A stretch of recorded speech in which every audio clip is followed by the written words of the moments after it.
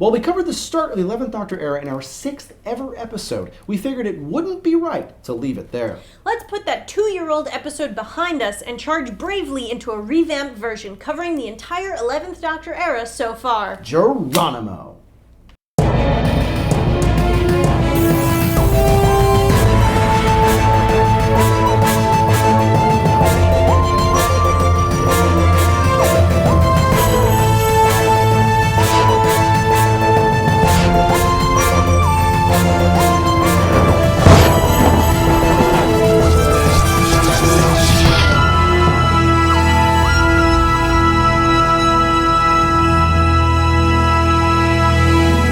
The 11th Doctor era saw a seismic shift in the production staff of the show, centered around the placement of writer-producer Stephen Moffat into the showrunner position. He brought a new energy to the show, along with a new TARDIS interior, an updated exterior, and a move to new cameras and technology, as well as a new Doctor in the form of Matt Smith. Series 5 was the first to feature the 11th Doctor and followed his adventures dealing with the effects of an explosion in time and how it related to new companion Amy Pond.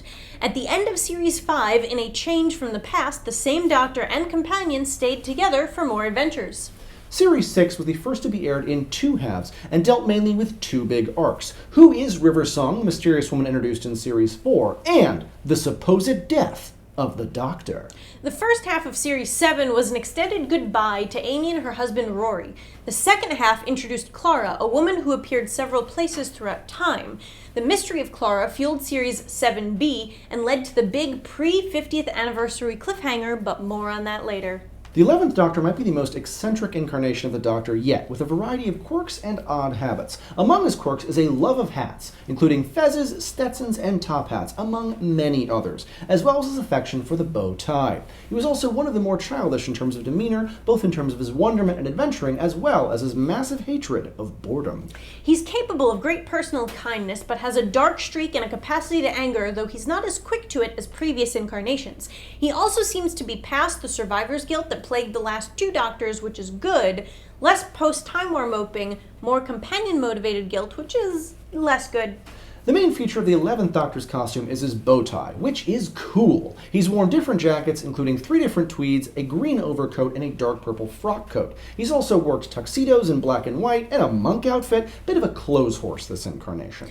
This Doctor is still around, so he hasn't regenerated, but the final episode of Series 7 revealed that the 11th Doctor might not be the 11th Doctor at all, as actor John Hurt was introduced as the earlier model, the man who broke the promise of the name of the Doctor. Who he is and what it means will be revealed in the upcoming 50th anniversary special. After the airing of the first 11th Doctor episode, The 11th Hour, clothing retailer Topshop reported a 94% increase in the sale of bow ties to British newspaper The Telegraph, proving that bow ties are cool. The 11th Doctor's main companions included Amelia, or Amy Pond, who starts as a young girl that the Doctor meets when he crash lands the TARDIS in her garden. After a brief meeting, including fish fingers and custard, he is forced to fly off in the TARDIS due to overheating engines and returns several years later when she's older. Amy travels with the Doctor, and her life becomes a more integral part of his than usual, forming a sort of family around him. Rory Williams is a nurse and Amy's fiancé who joins the Doctor and Amy as a wedding gift, but ends up deleted from existence due to some stuff involving a crack in time. Anyway, he comes back as a Roman centurion who's actually an Auton, who then waits 2,000 years protecting a time-locked Amy. When reality is reset, he becomes human again and marries Amy, continuing on further adventures with the Doctor. Amy and Rory remain with the Doctor until an adventure in Manhattan where they defeat the Weeping Angels by creating a paradox. The Angels get revenge by transporting the pair back in time, leaving the Doctor unable to retrieve them due to the paradox. After the loss of Amy and Rory, the Doctor goes into seclusion but is pulled out of it by a Victorian governess named Clara, who died during their single adventure together. But Clara isn't the only Clara. She previously appeared to the Doctor as Oswin Oswald in a Dalek asylum. The Doctor realized their connection and became obsessed with solving the mystery of the many Claras, finding a third modern-day version, Clara Oswald, a spunky, smart woman who ended up saving the Doctor by traveling into his time stream, scattering herself throughout time. The Doctor recovered her, but not before confronting a mysterious earlier self. River Song, at first a mysterious woman from the Doctor's future, but who later becomes a recurring fixture in his life, as well as his wife. A fighter, archaeologist, and living weapon, River was originally Melody Pond, the daughter of Amy and Rory, stolen as a baby and raised by enemies of the Doctor. But her love for the Doctor led her to break her conditioning, change time, and marry him. She originally had Time Lord-ish abilities due to being conceived in the TARDIS, regenerating 3 times in the series that we've seen, but she gave up her regenerative powers to save the Doctor's life. Companions who join the Doctor for shorter adventures include Craig Owens, who's less of a companion and more of a recurring friend in the Doctor's life.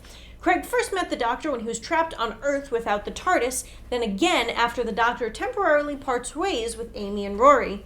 The Doctor also works with the Victorian-era Paternoster gang made up of Silurian warrior Vastra, her human wife Jenny, and hilarious Sontaran supernurse Strax. In addition, he's also had a single adventure with Angie and Artie Maitland, the children the modern-day Clara cares for. Karen Gillan, who plays Amy Pond, and Caitlin Blackwood, who plays the younger Amelia, are actually first cousins. They'd never met before the read-through of The 11th Hour. The 11th Doctor era is still in progress, but our favorites so far include The 11th Hour, which is a great introduction to the Doctor, Amy, and Rory. The Pandorica Opens and The Big Bang close out Series 5 and are a fun story with some quality time travel shenanigans to enjoy. The Impossible Astronaut and Day of the Moon are the 2-part Series 6 premiere, filmed in part in America, and not only have some beautiful shots, but a fun story and a great guest appearance by Mark Shepard. Also, President Nixon is in it. The 2-parter, A Good Man Goes to War and Let's Kill Hitler, solves the mystery of River Song and provides some cool Doctor moments. The 3 introductions of Clara, Asylum of the Daleks, The Snowmen, and The Bells of St. John are all well worth checking out. Actually, most of the back half of Series 7 is really solid. Some people prefer the front half for some reason. We disagree. Either way, check out The Name of the Doctor so you're all set for the upcoming 50th anniversary. While some Doctors have crossed paths with previous incarnations, the 11th Doctor has run into other 11th Doctors at least 3 times, including the episode The Big Bang, the charity shorts Space and Time, and Series 6 DVD bonus Last Night. He recently upped the temporal madness by literally jumping into his own time stream in The Name of the Doctor. What's your favorite 11th Doctor adventure? Let us know in the comments below, and remember to subscribe for future installments of Geek Crash Course, including the rest of Doctor Who Month. Until next week, if you have any questions, you can find us on Twitter, Facebook, and our website, geekcrashcourse.com. Thanks for watching, and we will see you next time on Geek Crash Course. Now, John. Okay.